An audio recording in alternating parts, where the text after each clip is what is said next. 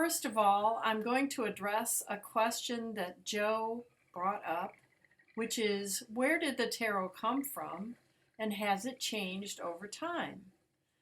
And the first answer is the tarot was developed as a pictorial representation of ancient wisdom, especially the archetypes. That's what these 22 images are, is the basic archetypes in the human psyche. They chose 22 because in the old days there were no fractions. So whole numbers were the way that people expressed anything numeric.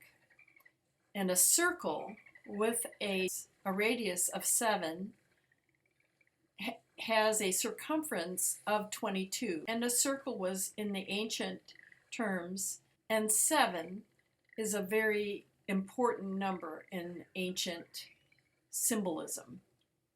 So they made it 22, and they condensed them all into these images, which are very complex and layered. So these people, these wise people, got together according to tradition in Fez, Morocco, and they came from all over the known world, and they put together these images so that they could express these concepts visually, so that they could be shown to anybody in any language and they would be understood. So they are, relatively speaking, universal imagery. Of course, they include angels, which not every tradition has, and human beings with wings, but we get the idea. So they brought these, some people brought these to Europe, and they became the tarot. Now it also includes 56 other cards, the minor arcana. And the minor arcana are closely related to the tree of life. They include numbers from 1 through 10, or 1 through 10, and the face cards or court cards. So these 22 are the archetypes, and the other ones relate to more like everyday life. So all the aces would be related to Kether, which is the oneness of all being, and so on. And the 10 would be a return to the 1 in a sense. That's the completion is in 9, and 10 returns to 1 because 1 plus 0 is 1 in ancient numerological terms. So over the years, there were various types of tarot. Some of them were actually the precursors to, and they were sent out to become ordinary playing cards, so that if you were caught with a deck, it wouldn't necessarily get you killed. Because at that time, the Catholic Church was very powerful in Europe and corrupt, and they were not putting up with any of what they considered to be heretics or heresy.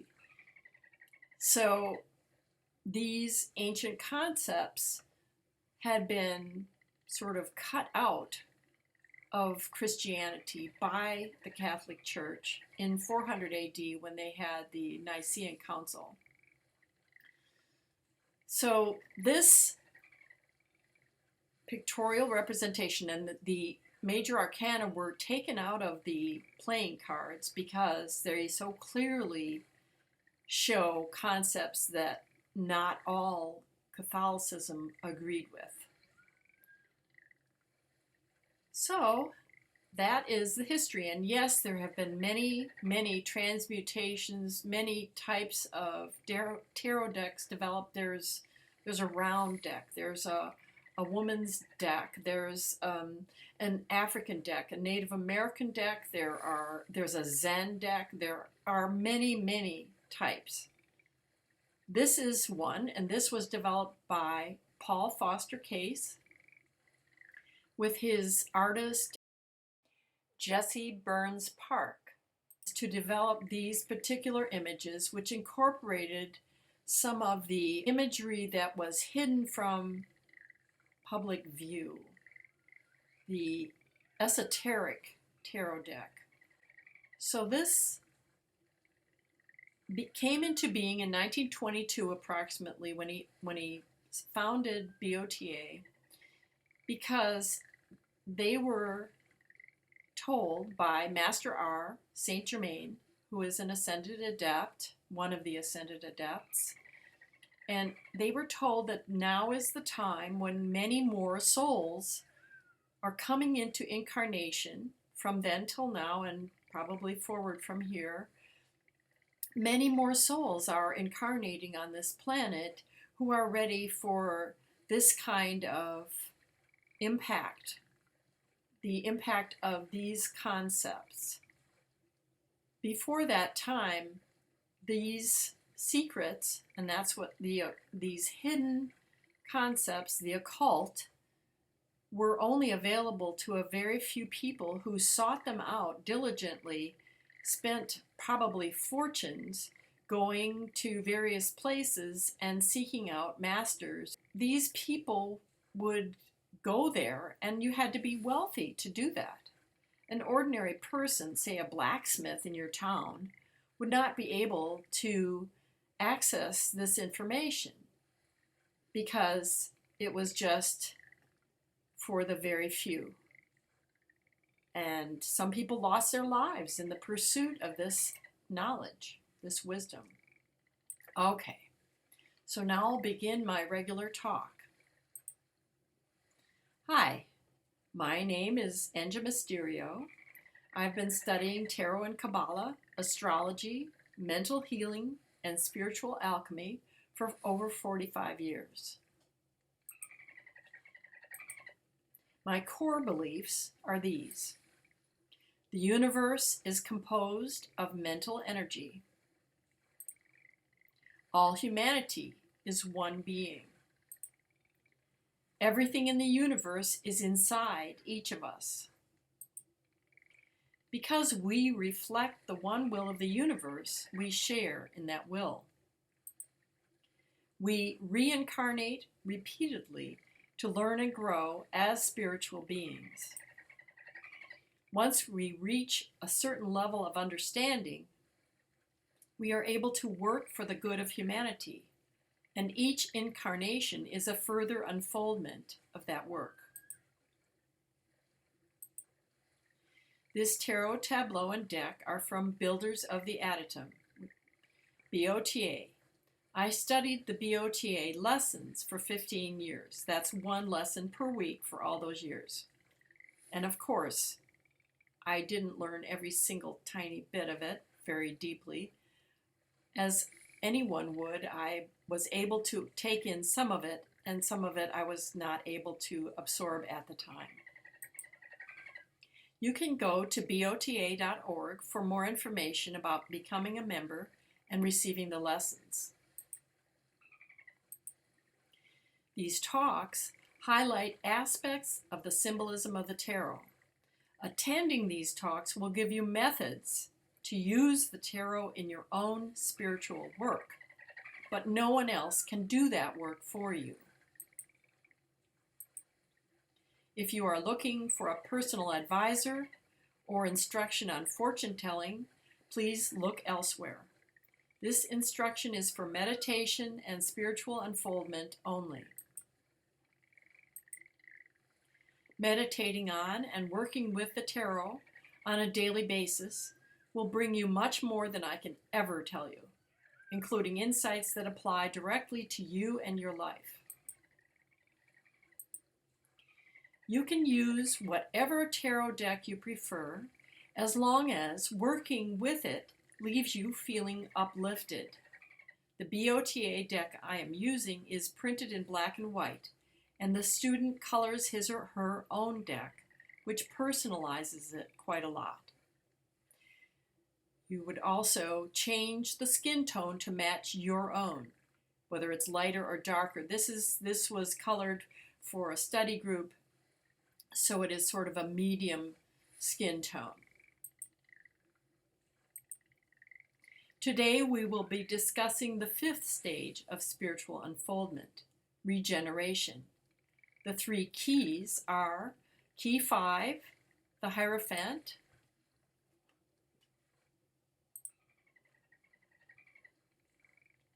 Key 12, the Hanged Man,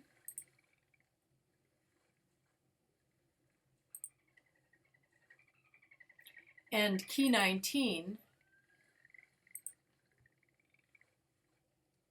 the Sun.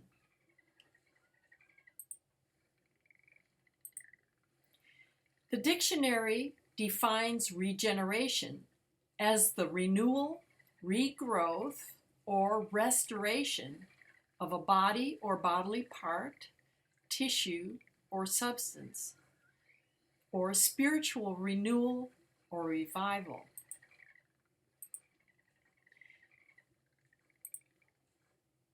Key 5, the Hierophant, shows the inner teacher, called intuition.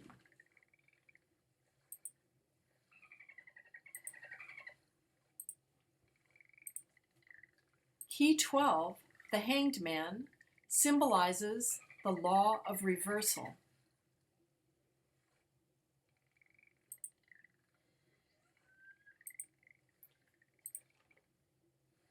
Key 19, the Sun, represents the condition of regeneration.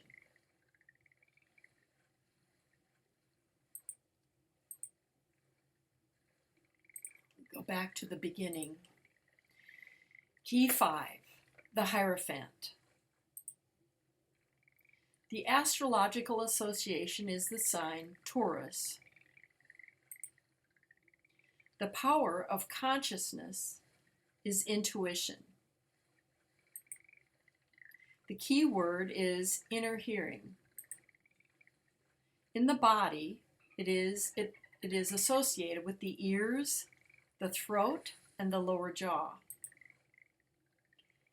On the tree of life, it is path 16, connecting Chokmah, the cosmic father, or the sephira called wisdom, and Chesed, the sphere of mercy. The Hebrew letter is Vav, meaning the nail or hook. The Hebrew letters of the keys are on the lower right-hand corner of the key. You can see the Hebrew letter, which looks something like a nail or a hook. The bodily function is hearing. The practical use of this key is that it improves both inner and outer hearing. Meditation on this key can bring answers to questions. You can see that the 2 monks below are kneeling. They are subjugating themselves to the higher self. They represent knowledge and desire, and that is shown by the lilies for knowledge on their chasubles and the roses for desire. So both the desire nature, which would be victory, the green sphere on the tree of life, and the intellect, the orange sphere on the tree of life, are subject to the central sphere above them, the yellow sphere Tifereth, which represents the heart. The number of the letter Vav, the number value, is 6, so that relates it very closely to Tifereth. The dictionary defines the term Hierophant as the expounder of the mysteries. So any teacher, book, course, lesson, any information you may access about these inner principles, it cannot give you the full knowledge or wisdom that you seek. That can only come from inside, from your inner teacher, who is the one higher self of humanity. And it speaks to you only in the silence, only when we still the mind. He is the higher self, the observer who lives in the heart. He never flatters or demeans. He is always imparting the secrets of spiritual unfoldment that cannot be learned from books or talks. He speaks in principles and never interrupts our mental chatter. So, to hear him, we need to quiet our self-talk and really listen to the inner. He represents the function of hearing, both inner and outer.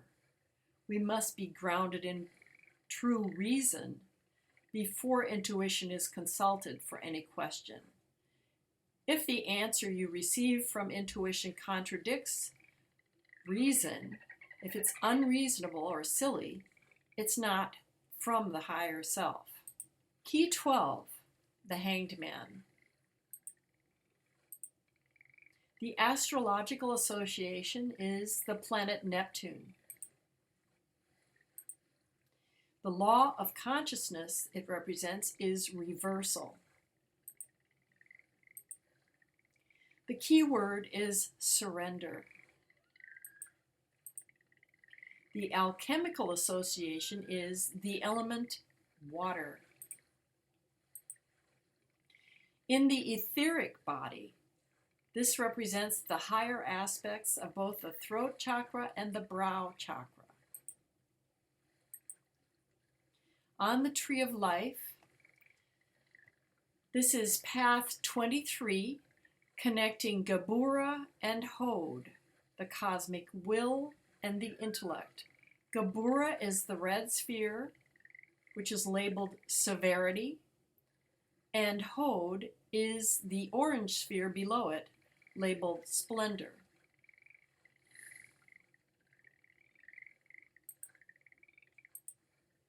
The Hebrew letter is Mem, meaning water. The practical use is that this helps still the mental chatter so that we can perceive the one will inside us. Intuition works through the law of reversal, key 12, the Hanged Man. He is said to be an adept, bound by his engagements. He is continuously receiving impersonal love and light from above and channeling it through his vehicles, that is, all of his bodies, from the finest body to the physical body and outwards. The usual way humanity works is to take in the energies surrounding us and react to them. When this flow is reversed, the outpouring, healing light and love makes the world a better place to live in. And Patanjali says that yoga is the stilling of the modifications of the mind. So the modifications of the mind could be called ripples on the surface of a lake. When we still the mind, we can see the bottom of the lake. It is clear and still. Until we do that, all we see are the ripples. We see reflections. The second or third Yoga Sutra says, and then the seer resides in his own being. So we begin to see the true inner self once we are able to still those vrittis, the vrittis of the chitta. Yoga chitta vritti nirodha. Yoga is the stilling of the vrittis. Key 19, the sun. The astrological association is the sun. The condition or result that happens or is modified in this stage of spiritual unfoldment is regeneration. The key word is happiness. In the etheric body, this represents the heart chakra. On the tree of life, this is path 30, connecting Hod and Yesod, the intellect and the animal soul. So Hod, the orange sphere called splendor, is connected to the violet sphere, Yesod, called foundation. Now the children represent self-consciousness and subconsciousness, as in all of these keys, but they're standing in different relationship to one another. The little girl is on the right when we look at the key, and the little boy is on the left. Normally they're the other way around. So they've reversed some kind of relationship between them, and there's a yod between their heads. These orange yods that are falling down from the sky are a blend of yellow and red. In key 18, we saw these yods, they were yellow with red, smaller yods inside them. So light was being incorporated into the cells of the body, especially the blood. In key 19, they're fully blended. The Hebrew letter is resh, meaning head or face. And so we're talking about the face of the sun. In this teaching, the sun is an entity, a conscious being.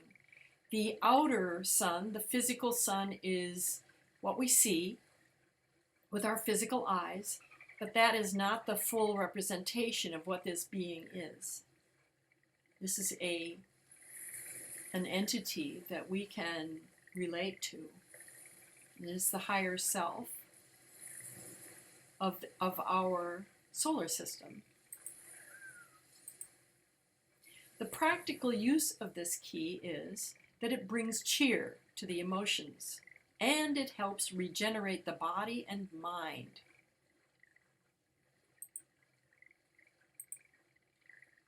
The result is some level of regeneration. At this point, because the mind is bringing in ever more light, so many cells in the body are carrying extra light or prana from food, water, and air that the body begins to regenerate.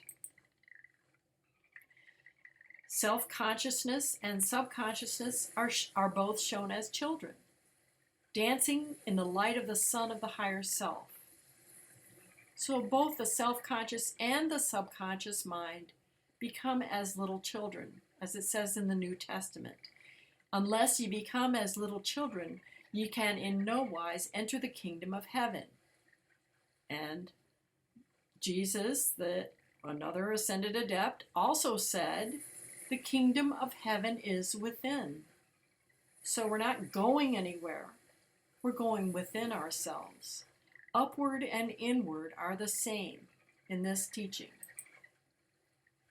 The individual is ready to enter the fifth kingdom called spiritual humanity. If you look at the sunflowers, you'll see there are 4 open sunflowers and one that is beginning to open. The ones on the left side are the mineral, plant, and animal kingdoms, and on the right side is the human kingdom, and the small one that is beginning to open is the kingdom of spiritual humanity. Over the next 2,000 years, spiritual humanity will be unfolding fully, in my view. Please join in the discussion now in text or in voice. Key 12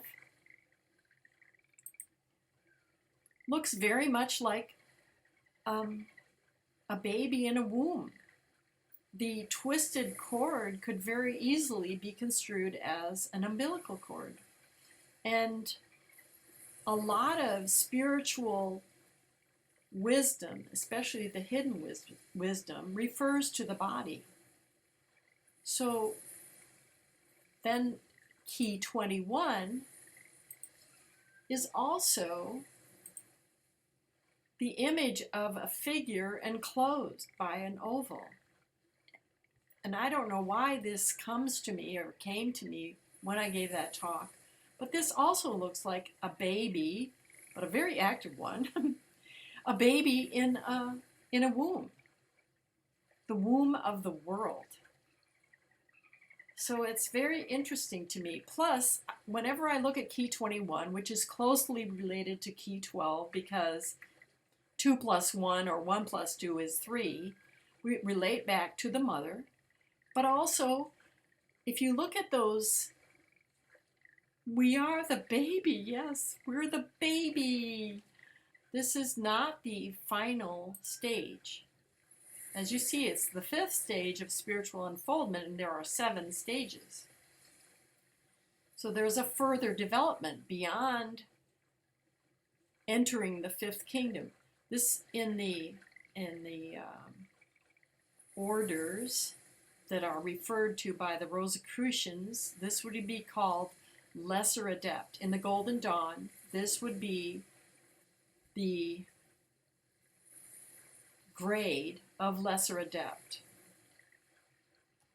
Then there is the Greater Adept, represented by the red sphere, severity, and then there is the Exempt Adept, represented by the blue sphere, mercy. So I would think, now this is just my own speculation and not something that I have been taught, but I would think that the 6th and 7th stages refer to that further development of the adept, the spiritual human being. I think it's a huge step to become even a lesser adept because that puts us above the personality level. Not that we lose the personality ever. I mean, we're going to still have the body, which is Malkuth, the kingdom. We're still going to have the animal soul, which is the emotions, family, the astral plane, dreams, and so on. We're still going to have an intellect, the orange sphere, splendor. And we're still going to have our desire nature, our emotions. But we will have a better control over them. We will be able to work on those issues that come up in every one of those spheres, physical, emotional, in our relationships, in our intellect. There are always issues. But if we are able to identify with the higher self, which is what this stage implies, identification with the higher self, we can work on those issues from above. That gives us a lot more power over them. On the other hand, because this is a double-edged sword type of thing, those issues, because when we go to this level, if we go to the stage of becoming a lesser adept, whether that is an interior or exterior initiation, if we are able to rise to this level, the power we are projecting through our personalities is much greater. So it's extremely important to have control over our emotional reactions to things before we get to this stage. Okay, Jai says, once we stop projecting ourselves outside and begin to see ourselves within, we have an opportunity to become an adept. Indeed. Tara says, I think empathy for others plays a part here.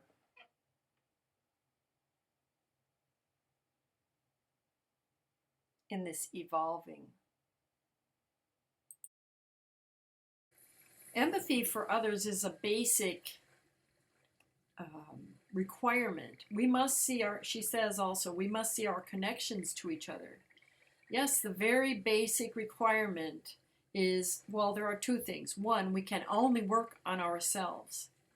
And two, we must be able to perceive or put ourselves in the other person's shoes. That's part of this surrender, is saying, I accept that everybody's the same and everybody's different. We're all, just a moment, yes, we're all identical in terms of the spirit, but everybody's got a different viewpoint, situation, personality, body, and we need to understand that and accept that what works for me may not work for you. Okay, Joe, if you'd like to speak, please do. Unfortunately, because I left the sound of the background noises, like the little dolphins, in this video, it's impossible to hear other people's voices in the audio. But Joe asked something about how we make the invisible visible. That's my understanding of what his question was.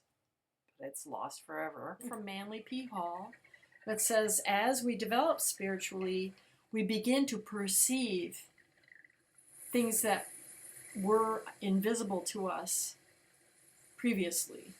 And I think that's what you're talking about. We begin to see spiritual realities as well as the physical. We're not confused so much by the outer appearances of things and people.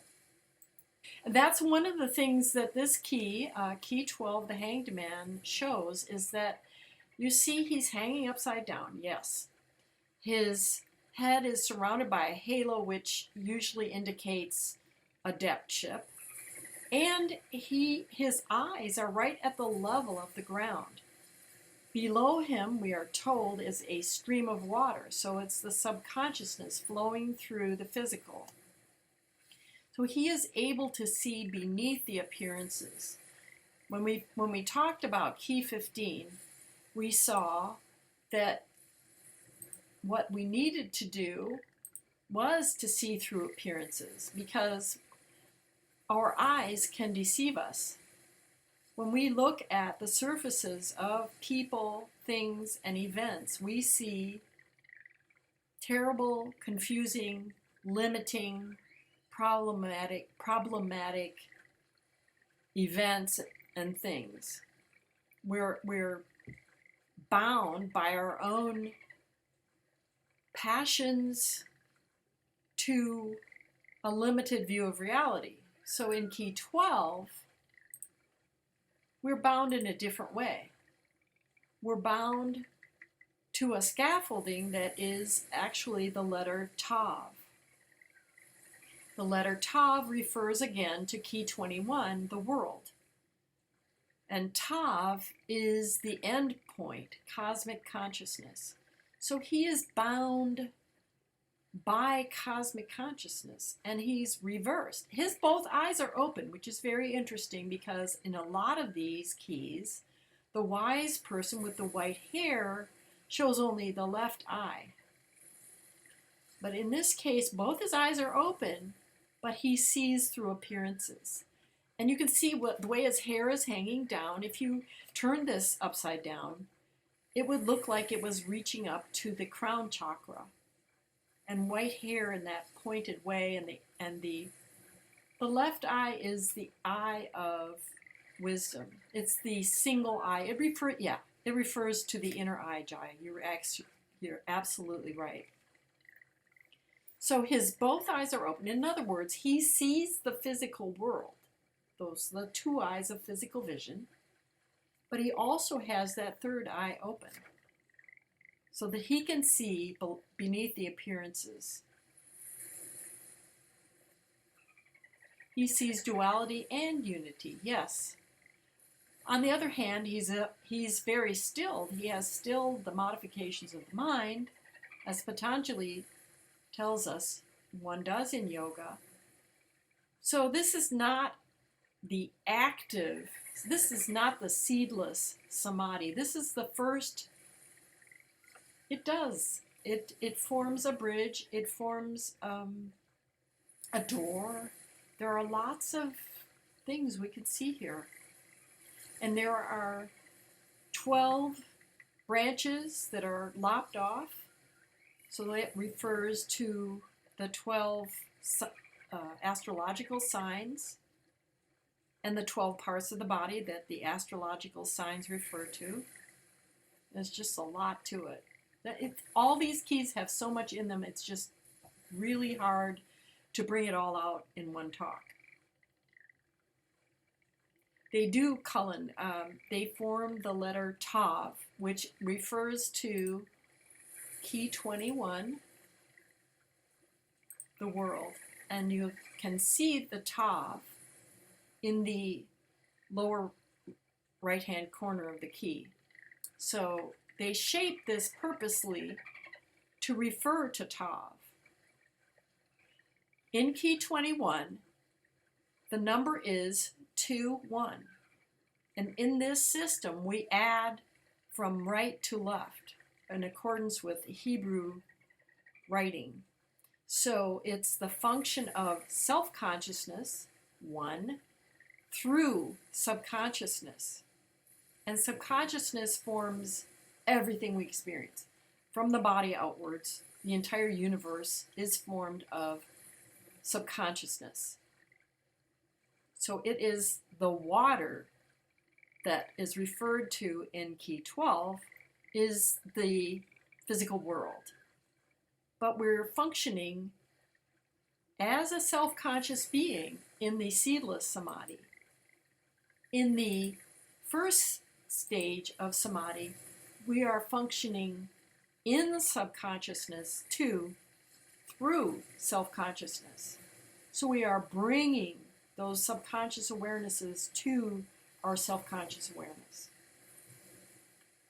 So it is not a stage of being active in the world and being able to be aware of to be a fully realized spiritual being and adept and be active in the world. This is a stage of a meditative reality, an awareness that comes to us and regenerates our physical and mental selves. But it does not allow us to then go about our daily business. It would be difficult at best to maintain this awareness. You couldn't do anything. You have to be still. And in order to relate in the world, you have to have those modifications. You have to have those vrittis. A little earlier, Jai said, so one who sees both duality and unity builds us a bridge to this ability of sight. One of the important aspects of this key is that he is wearing red, blue, and yellow. Those refer to the Vedic gunas, rajas, tamas, and sattva, which in this system are called the alchemical principles. So rajas is fire, tamas is water, and sattva is air. On the tree of life, if you see the middle triad, the red, blue, and yellow triad, that is those gunas, in a sense. Those are those elements. So he has all three alchemical principles working. The alchemical principles expressed in the egoic triad, and that is the triad of the yellow sphere, beauty, Tifereth, the sixth sephira, the fifth sephira, severity, Gabura, and the fourth sephira, Chesed, mercy. Those are the further developments of adeptship. And I think we talked about that already. But It's interesting to me that we start out with Sattva Guna, the yellow sphere. Since the path of return leads backwards from 10 to 1, the manifest world, to unity with the one self. So we go 6, 5, 4. When we become a lesser adept, then we have to work through the issues of will, first of all. So that's the red Sephira, Gabura. And then we have to work through the issues of mercy. Severity is very tricky because sometimes it does need to be applied, as in tough love. A lot of times we're overweighted or overbalanced into mercy because, especially in a Judeo-Christian society, we are taught to be kind, to have compassion, and yes, all those things are extremely important. But there's a time for severity. There's a time to say no. There's a time to reprimand your children. You cannot be all merciful to your children and have them live to adulthood. It's just not possible. So over time, the lesser adept grows into these areas. In Key 10, the alchemical principles are shown with sattva coming down into manifestation. Rajas is the active principle going back up. And then on top was tamas. And I had a lot of trouble with that because normally the tamas guna is a lower function, that sattva is the goal. But I think that once I saw these as the 3 sephirot of the egoic triad, I see that yes, you start out with the yellow, go to the red, and then you end up in the blue. So consciousness becomes wisdom. That's what the Sphinx represents. She is able to discriminate. She carries a sword. She has the body of an animal, the head of a human. So that's the goal of being a Hasid. The Hasidim are the merciful ones. They express the mercy of the one will. Once one becomes one of the Hasidim, one can then cross the abyss, as it's called. That would be the next stage after that. In the inner Israel, which would be all of us, everyone, not only Jews, not only Christians, but everyone, it is those who have advanced to this stage. They express the mercy, the bounty, the givingness that is continually flowing down from the supernal triad, the top 3 sephirot on the tree of life. Jai says, do they believe in reincarnation? I don't know about the outer sect of Judaism. What I'm talking about is the inner Hasidim. The whole Judeo-Christian and Muslim world does not believe in reincarnation. Yes, Cullen says, yet I heard the first Christians did believe in reincarnation. Yes, and according to legend, I cannot prove this nor disprove it, Jesus was part of the Essenes, and he was taught all these principles, including reincarnation. Reincarnation is an ancient concept and a very logical one. How can you do everything in one lifetime and do it right? Well, come on. So we have these many lifetimes in which we gradually learn to be more reasonable and kinder and to be able to wield the sword as well. I think it takes many lifetimes. It might be a good time to talk about, let's talk about the inner teacher again.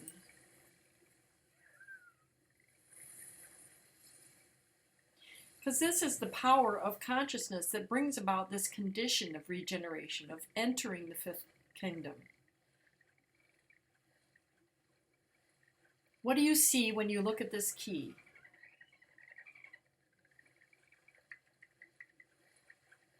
Okay, the Pope. And what does the name the Pope mean? What does it mean originally?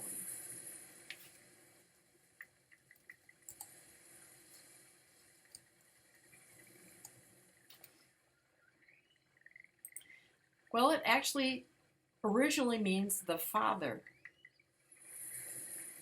Il Papa. And this is the Pope in the heart, not the Pope in the physical reality. It is a spiritual authority, and as Cullen said, a spiritual advisor, the only true spiritual advisor. And some say, now this is talking about the physical heart, that in the center of the physical heart is a very small being, about the size of your thumb, or the last knuckle of the thumb. It's a glowing, this is the temple is the heart. It has 4 chambers, right? It is how we live, and how we know when we're dead is when the heart stops beating. And for many who are psychically aware, and I'm not one of those people, but I've read this, that as a person's body dies, the energy goes away, but very, very slowly it goes away from this small spot in the center of the heart. So this is the self residing in his own being. But once the vrittis are cleared, once we still the mind, which can only happen when we have stilled the body, I think, at this first stage, the seer abides in his own being. So we have access to this knowledge when we quiet the mind, the intellect, and the emotions, who are shown as the monks.